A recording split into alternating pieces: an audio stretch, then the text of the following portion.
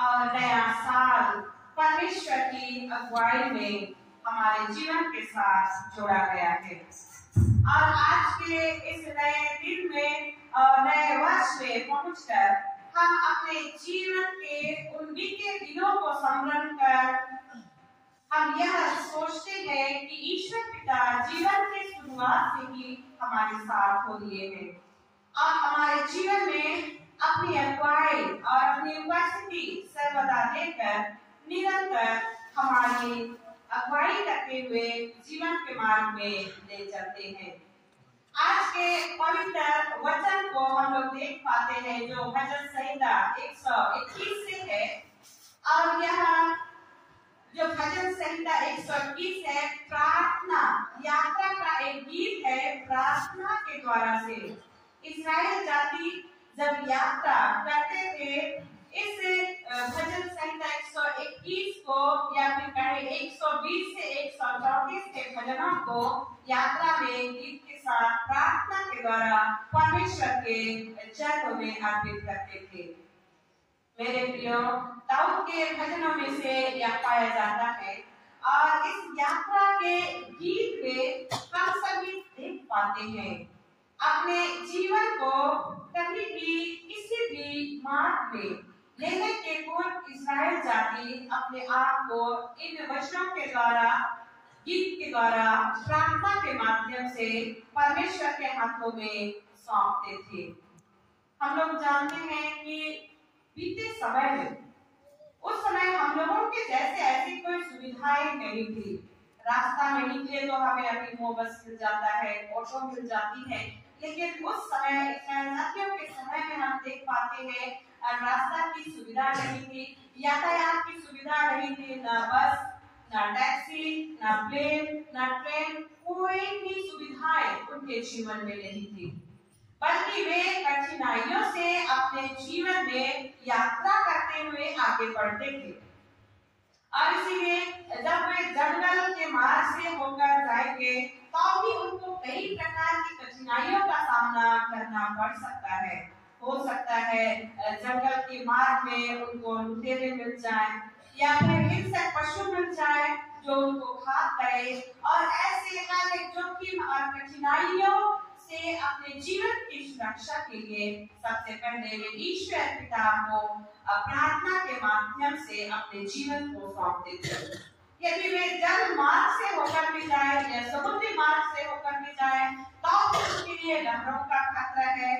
समुद्र या जल में पाए जाने वाले जीवों के द्वारा उनको हानि उठाना पड़ सकता है या फिर समुद्री डाकुओं का उनको खतरा हो सकता है।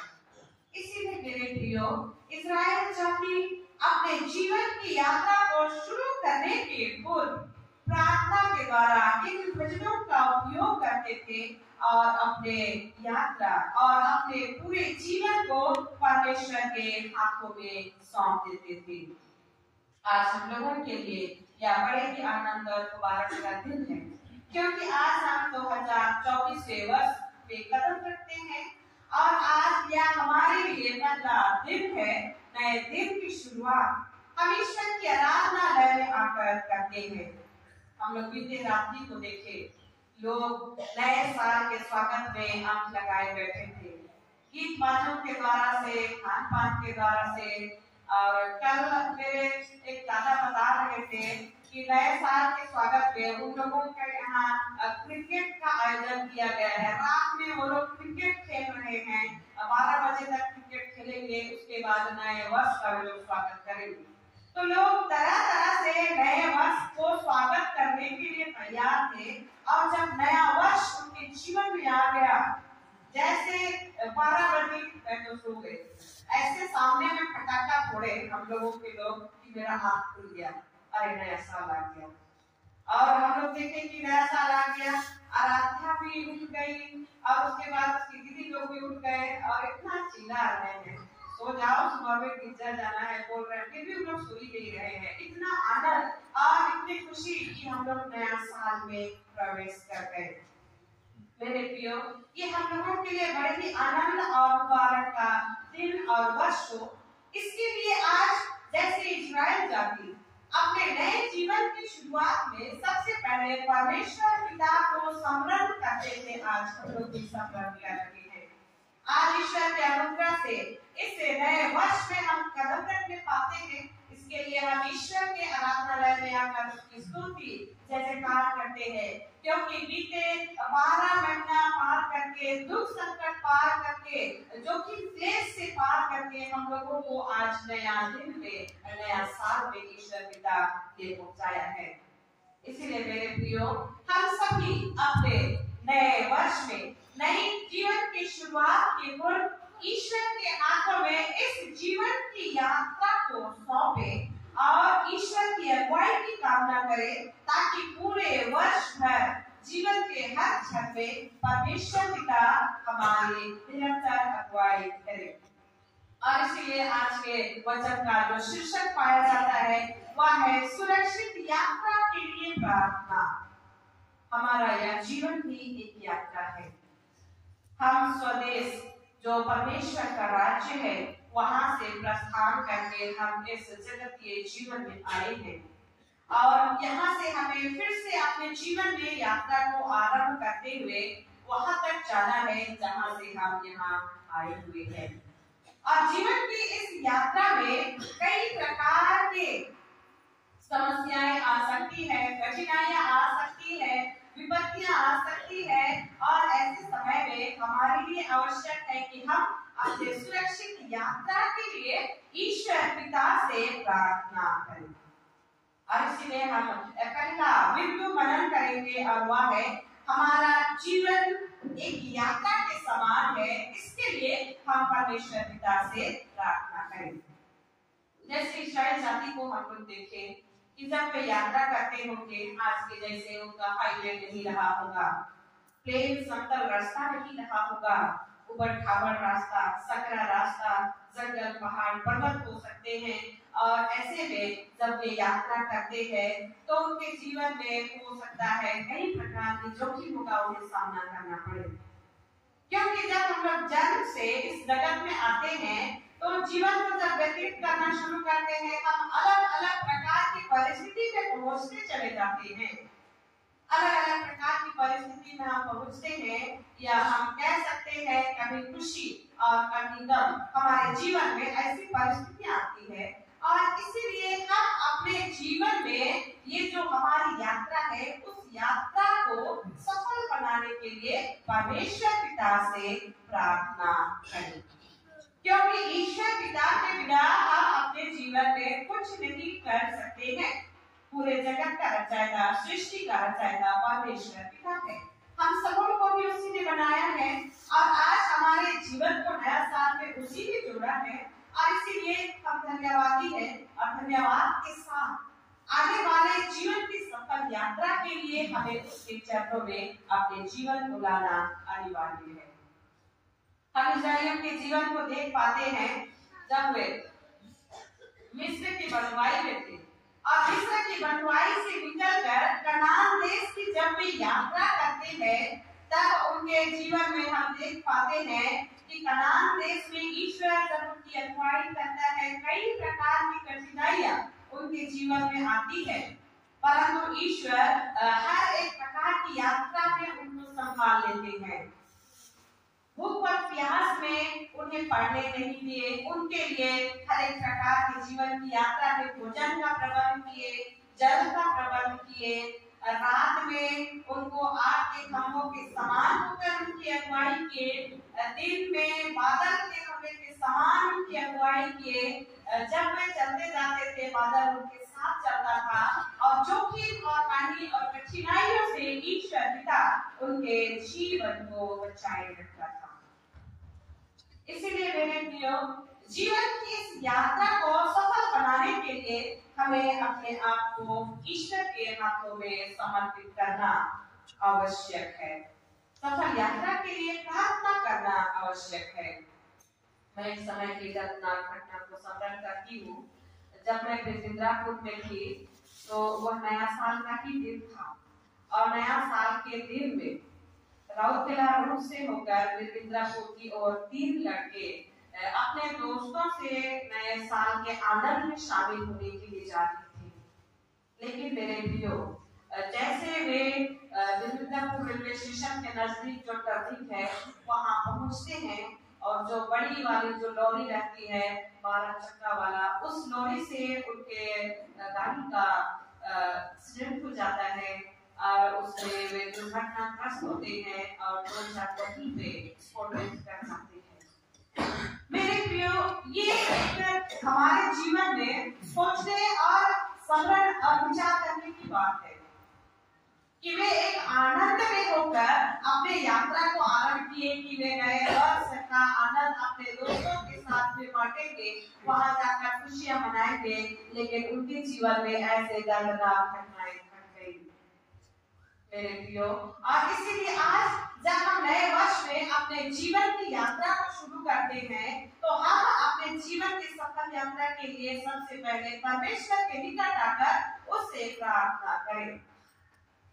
भजन संहिता में हम लोग देखें आह्वान वचन के रूप में भजन संहिता 91 में कहता है, जो परम प्रधान के छाए हुए स्थान में बैठा रहे वह सर्वशक्तिमान की छाया में ठिकाना पाएगा। सर्वशक्तिमान की छाया में ठिकाना पाएगा और वह हर एक प्रकार के महामारी से रोग से उनके जीवन की रक्षा करेगा। इसलिए मेरे प्रियो, आज हमारे लिए आवश्यक है कि अपने जीवन की शुरुआत में, नए वर्ष के आरंभ में हम अपने यात्रा को प्रार्थना के द्वारा ईश्वर के हाथों में समर्पित करेंगे। हम लोगों के लिए ये नया पंजिका मिला है ना, सभी लोग खरीद लिए हैं पंजिका 2024 का। हर एक परिवारों में पहुंचा कि नहीं पहुंचा? जरूर से जरूर हर एक परिवारों में पहुंच गया होगा। और ये पंजिका सिर्फ रविवार ये पाठ को ही देखने के लिए हमारे लिए नहीं है, बल्कि इसमें हर एक दिन का, प्रतिदिन का वचन दिया हुआ है, जिसे हम सुबह उठते ही अध्ययन करेंगे, साथ में भी अध्ययन करेंगे प्रार्थना के साथ, जिससे कि हमारे इस जीवन की यात्रा ईश्वर की इच्छा के अनुसार सुंदर रीति से आगे बढ़े। इसीलिए ये सिर्फ पंजिका रविवार के पाठ के लिए नहीं, बल्कि हमारे पूरे जीवन को, साल भर के जीवन को परमेश्वर के वचन के साथ अगुवाई करता है। और इसीलिए मेरा तो ये मानना है कि परिवार में हर एक व्यक्ति का जो पढ़ते हैं उनके लिए अपना एक पर्सनल पंजिका होना चाहिए, क्योंकि सुबह जब वे अपने बिस्तर से उठकर प्रार्थना करते हैं तो एक ही पंजिका को परिवार के 4 लोग एक साथ लेकर नहीं बैठेंगे। अपने अपने रूम में जब व्यक्तिगत प्रार्थना करेंगे, अध्ययन के लिए उनको एक अलग ही पंजिका की आवश्यकता होगी, जिससे कि उनको हर दिन के जीवन में अपने पाठ को अध्ययन करने के लिए सुविधा हो और वे अपने जीवन को हर दिन की शुरुआत प्रभु के वचन से और प्रार्थना से कर पाएं। इसीलिए मेरे प्रियो, यह पंजिका हमारे पूरे साल भर के जीवन को ईश्वर की इच्छा के अनुसार वचन में प्रार्थना के साथ अगुवाई करता है। इसीलिए हर एक के पास में होना आवश्यक है। अब ये नए वर्ष में हम सबों के जीवन की यात्रा को ईश्वर की इच्छा के अनुसार ले जाएगा। दूसरी बात हम इसमें मनन करेंगे और वह है जीवन की यात्रा में ईश्वर हमारे साथ हो, इसके लिए हम प्रार्थना करें। जीवन की यात्रा को हम लोग प्रारंभ कर चुके हैं, आज से नए जीवन की शुरुआत, और जन्म के द्वारा से भी हम एक यात्रा को आरंभ कर चुके हैं। और इसीलिए इस जीवन की शुरुआत में परमेश्वर हमारे साथ हो, इसके लिए हम लोगों को तो ईश्वर से प्रार्थना करने की आवश्यकता है। वचन में ही बताता है कि हमारा जीवन वचन के अनुसार 60, 70, 80, 90 साल का जीवन, कितना साल का हमारा जीवन है हम लोग नहीं जानते हैं, लेकिन हमारे इस जीवन की यात्रा को हम लोगों को क्या करना है? पूरा करना है। और इसे पूरा करने के लिए, सुंदर रीति से पूरी करने के लिए ईश्वर पिता की अगुवाई की हमें बहुत ही आवश्यकता है, क्योंकि ईश्वर के बिना हम अपने जीवन में ना एक कदम चल सकते हैं, ना एक कदम हम पीछे बढ़ सकते हैं। परमेश्वर ने प्रतिज्ञा कर लिया है और वह प्रतिज्ञा करते हुए यूहन्ना रचित सुसमाचार 14:18 में कहता है कि मैं तुझे कभी अनाथ नहीं छोड़ूंगा। नए साल में भी वो आज हमारे साथ हो लिए हैं और उसने प्रतिज्ञा किया है कि वो हमें कभी अनाथ नहीं छोड़ेगा। जीवन के हर क्षण में, हर कदम में, हर कार्य कार्य में वो हमारी अगुवाई करेंगे। इसीलिए अपने जीवन की शुरुआत ईश्वर के बिना हम नहीं कर सकते। ईश्वर के बिना हमारा जीवन बिल्कुल नासवर है। इसीलिए मेरे प्रियो, ईश्वर ने जो प्रतिज्ञा की है उसको वो पूरा करता है। और इसीलिए हम लोग मत्ती रचित सुसमाचार में भी देखते हैं 28 का 20 में, जगत के अंत में सदा मैं तेरे साथ रहूंगा। उन्होंने कहा है जगत के अंत लोग सदा वो हमारे साथ हैं और हमारी अगुवाई करते हैं। और इसीलिए हमारे जीवन के लिए यह आवश्यक है कि हम अपने जीवन की यात्रा में ईश्वर को शामिल करें, क्योंकि उसके बिना हम कुछ भी नहीं है। हम लोग सुसमाचार वचन के उस बात को वचन को स्मरण करते हैं। जब चेले नाव में जा रहे और नाव में जाते हुए आंधी और तूफान आता है और लहरें उठती है और नाव में पानी भरने लगता है, वे डूबने लगते हैं, तब प्रयास करते हैं बचने का, लेकिन नहीं हो पाता है। और यीशु नाव के निचले भाग में जाकर सो रहे थे और जब तक उन्होंने यीशु को नहीं उठाया उनका जीवन बचना कठिन हो गया। और जब वे जाकर यीशु को पुकारे, यीशु को बुलाए, तब जाकर यीशु मसीह के उठने पर आंधी तूफान थम गया और उनका जीवन बच गया। इसीलिए मेरे प्रियो, आज हम यह देख पाते हैं कि हमारे जीवन में भी हमें आज ईश्वर यीशु मसीह को पुकारने की आवश्यकता है। और जब तक हम उसको पुकारेंगे नहीं, वो हमारे जीवन को कैसे बचाएंगे? और कैसे पुकारेंगे? प्रार्थना के माध्यम से हम उन्हें पुकारेंगे, स्तुति गीतों के माध्यम से हम उन्हें पुकारेंगे, प्रतिदिन के वचन अध्ययन के माध्यम से हम उन्हें पुकारेंगे। और हमारे जीवन की तमाम कठिनाइयों में, दुख में, तकलीफ में, संकट में, क्लेश में, परीक्षा में, रोग में, वो हमारे जीवन को बचा देगा। इसीलिए मेरे प्रियो, हमारे जीवन में परमेश्वर हमारे साथ हो, तो इसके लिए हमें भी ईश्वर के साथ होना आवश्यक है। यूहन्ना रचित सुसमाचार में कहता है, जो मुझ में बना रहता है मैं उसमें बना रहता हूँ। और यदि उसका वचन हमारे जीवन में बना हुआ है तो निश्चित रूप से ईश्वर हमारे जीवन में बना हुआ है। और इसीलिए ईश्वर की उपस्थिति और उसकी अगुवाई पाने के लिए हमें अपने जीवन में, उसके वचन में, प्रार्थना में निरंतर लगे रहना है। एक छोटे बच्चे को जब हम लोग एक शहर से दूसरे शहर को भेजेंगे तो वो कैसे जाएगा? उसके लिए तो कठिन होगा, कहाँ वो गाड़ी चढ़ेगा, कैसे वो गाड़ी में बैठेगा, कहाँ जाके उतरेगा, उसके लिए बहुत कठिन हो जाएगा।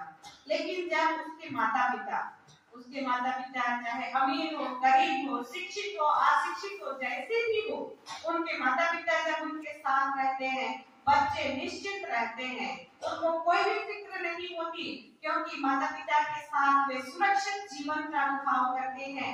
और माता पिता उनको सुरक्षित जहाँ उन्हें जाना है उनको ले जाएंगे, उनको पहुँचाएंगे। वैसे ही हमारा परमेश्वर पिता भी हम लोगों का सभी का परमेश्वर अब्बा है। और उसके साथ जब हम हो लेते हैं तब हम अपने जीवन में सुरक्षा पाते हैं। अपने जीवन में जहाँ हमें जाना है उसकी अगुवाई में हम पहुँच सकते हैं। और इसीलिए वचन कहता है, भजन संहिता 119 का 105 में, तेरा वचन मेरे पाँव के लिए दीपक और पथ के लिए उजियाला है। परमेश्वर ने प्रतिज्ञा कर लिया है, जो जो उसके वचन को पढ़ेगा उसके जीवन में उजियाला होता जाएगा, सारी बातें साफ होती जाएगी, सब कुछ उन्हें दिखाई पड़ेगा, वे ठोकर नहीं खाएंगे। अपने जीवन में जिस मार्ग और जिस मंजिल तक उन्हें पहुंचना है वे पहुंचेंगे। और इसीलिए यह वचन, परमेश्वर का वचन हमारे पाँव के लिए दीपक और पथ के लिए उजियाला ठहरता है। और इसी प्रकार यशायाह नबी की पुस्तक में भी वो कहते हैं 45 अध्याय उसका 2 से 3 के पदों में, मैं तेरे आगे आगे चलूंगा और ऊंची ऊंची भूमि को चौरस करूंगा। ईश्वर हमारे साथ हमारे आगे आगे चलेंगे। जहाँ ऊपर खाबड़ जमीन है उसको वो समतल करते हुए, चौरस करते हुए हम लोगों को लेकर चलेंगे। इसीलिए मेरे प्रियो तहे दिल से इस नए वर्ष में कदम रखते हुए हमें आज अपने जीवन में ये दृढ़ निश्चय करना है, प्रतिदिन के जीवन में हम ईश्वर पिता का आह्वान कर उसके साथ उसकी संगति में वचन के द्वारा, प्रार्थना के द्वारा, महिमामय गीतों के द्वारा से खो लेंगे। और इसीलिए मेरे प्रियो अपने जीवन की इस यात्रा में हम सबको आज अपने जीवन में एक विशेष प्रकार का निर्णय लेने की आवश्यकता है कि हर दिन ईश्वर हमारे जीवन में अपनी उपस्थिति देवे। ईश्वर ने कह दिया है कि जो मेरे निकट आएगा मैं उसके निकट जाऊंगा और जो मुझ पे बना रहेगा मैं उस पे बना रहूंगा। और हम सभी यही चाहते हैं कि ईश्वर हमारे निकट रहे, हम पे बना रहे। और इसके लिए आज हमें ही अपने जीवन में यह दृढ़ निश्चय करना है कि प्रतिदिन हम अपने जीवन की शुरुआत ईश्वर के नाम से करेंगे, क्योंकि कुलुसी 3:17 में कहता है, वचन में यह काम है, जो कुछ भी करो प्रभु यीशु मसीह के नाम से करो और उसके द्वारा परमेश्वर पिता का धन्यवाद करो। मेरे प्रियो, आज हम लोग कई तरह की यात्रा अपने जीवन में कर रहे हैं। आज हमारे जीवन में हम लोग देख पाते हैं कोई अच्छी नौकरी को पाने की तलाश में है, सुंदर घर बनाने की तलाश में है, अपने बिजनेस को अच्छे रीति से एस्टेब्लिश करने की तलाश में है। और ऐसे हर एक प्रकार की अपनी अपनी यात्राओं में हम लोग लगे हुए हैं और हर एक यात्राओं को सफल और पूरा करने के लिए आज हमें अपने जीवन में ईश्वर पिता को अपने साथ, अपनी संगति में सर्वदा बनाए रखना होगा।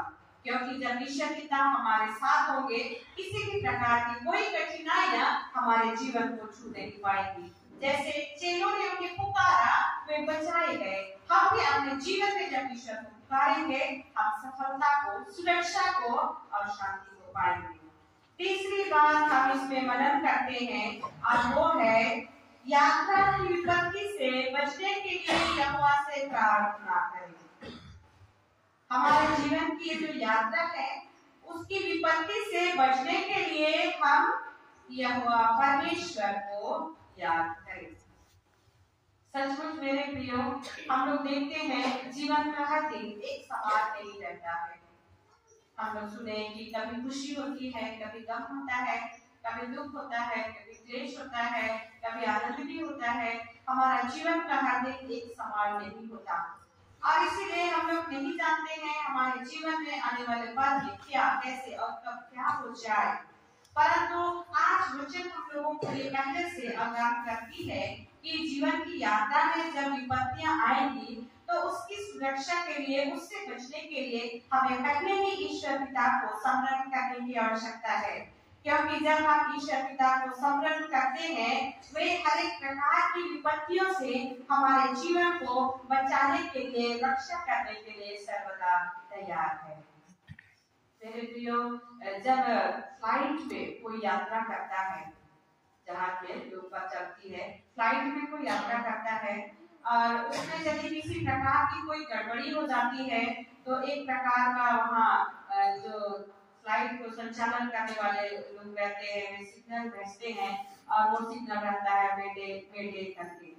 मेडे मेडे करने से जो सिग्नल आता है उससे पता चलता है कि हमें बचाइए, यानी कि उस फ्लाइट में किसी प्रकार की कोई गड़बड़ी हो गई है जिससे उनको बचने की आवश्यकता है और इसीलिए वो सिग्नल भेजते हैं कंट्रोल रूम में और वे वहां से जहाज कहाँ पे है, फ्लाइट कहाँ पे है, उसका पता लगाकर उसके लिए सहायता भेजते हैं।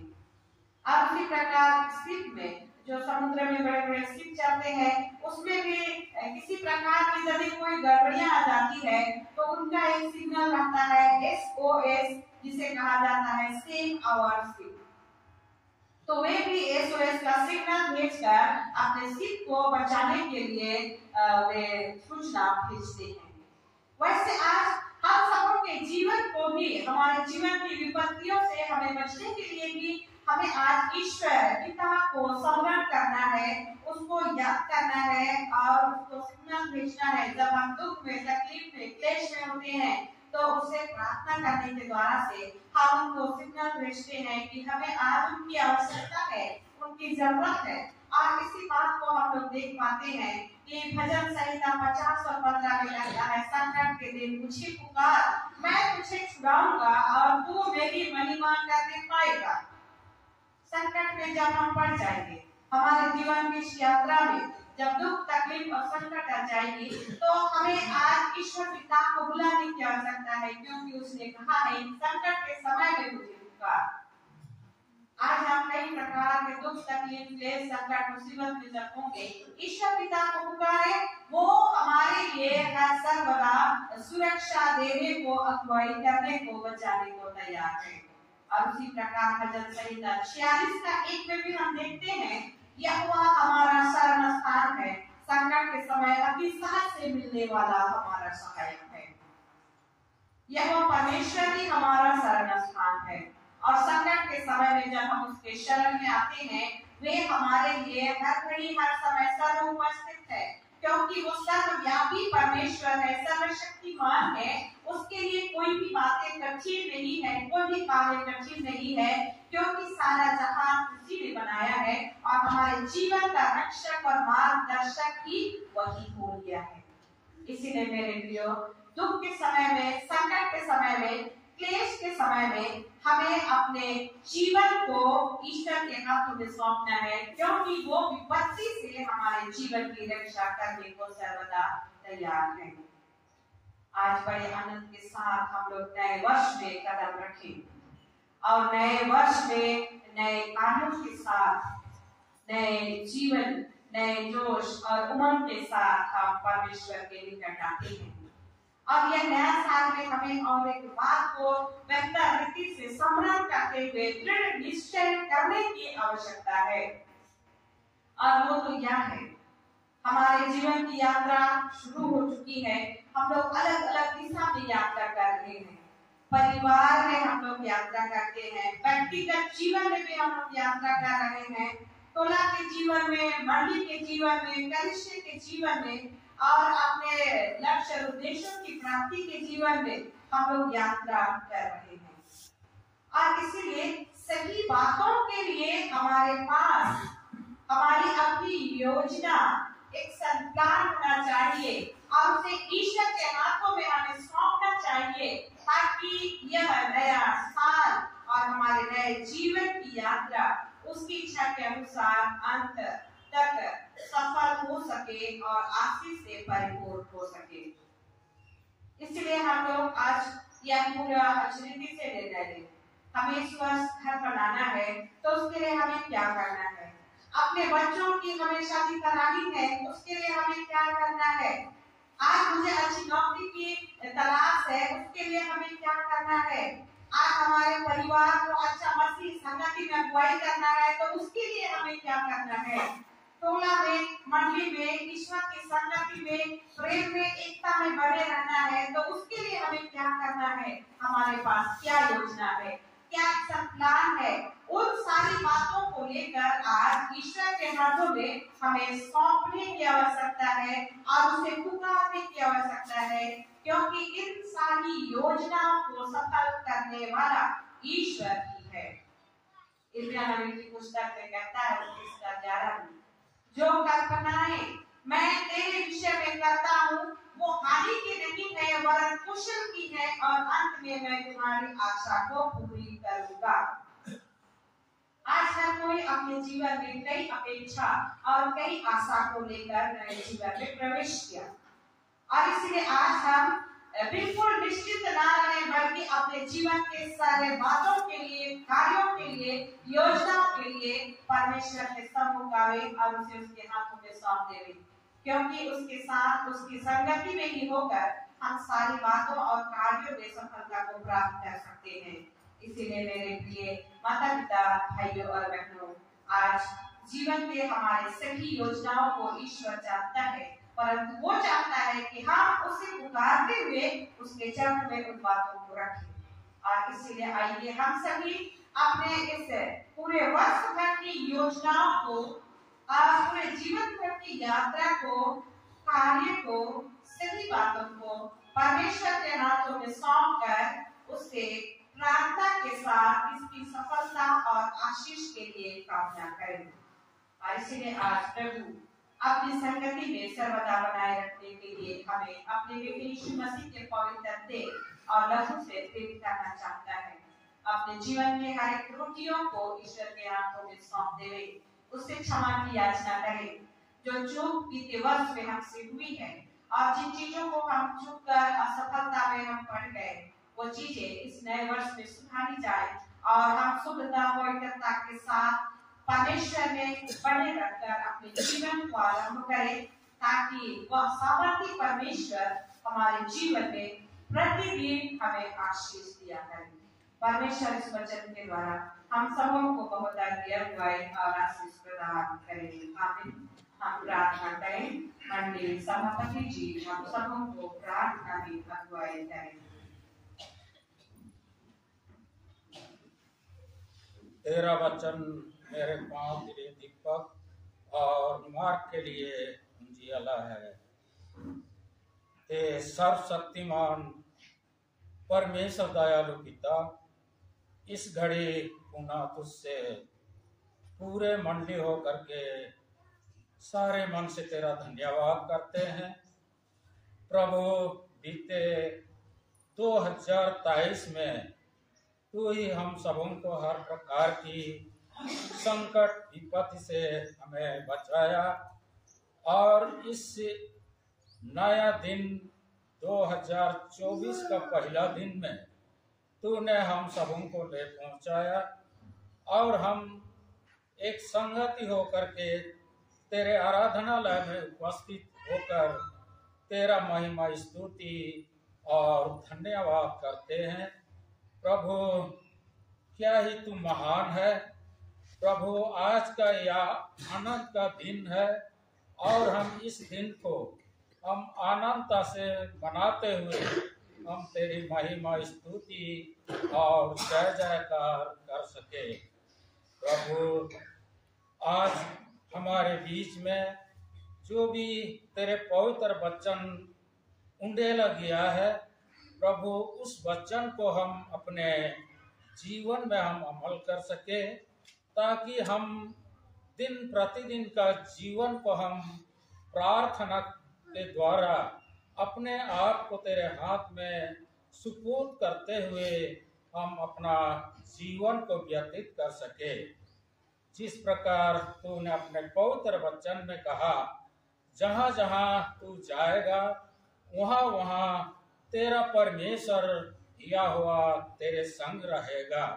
इसलिए हम हर समय हर घड़ी अपने जीवन को तेरे पवित्र हाथ में सुपुर्द करते हुए हम दिन प्रतिदिन का जीवन को व्यतीत करें, और हम आशा करते हैं जिस प्रकार तूने 2023 में हम सबों को हर प्रकार की संकट विपत्ति से छुड़ाया, उसी प्रकार यह 2024 साल में भी, जो कि 365 दिन का दरमियान में हम सबों को सुरक्षित देगा, और हम कुशलता पूर्वक इन 2024 साल को हम तेरे पवित्र नाम में व्यतीत कर सकें। प्रभु, हमारे यह धन्यवाद की प्रार्थना उद्धारकर्ता यीशु बेटे के नाम से मांगे हैं। दया से सुन और अनुग्रह से स्वर्ग राज में ग्रहण कर ले। आमीन। परमेश्वर की शांति जो समस्त ज्ञान से है, क्रिस्त यीशु में हर एक के मन और विचारों की रक्षा करे, आपसे सदा। Happy New Year.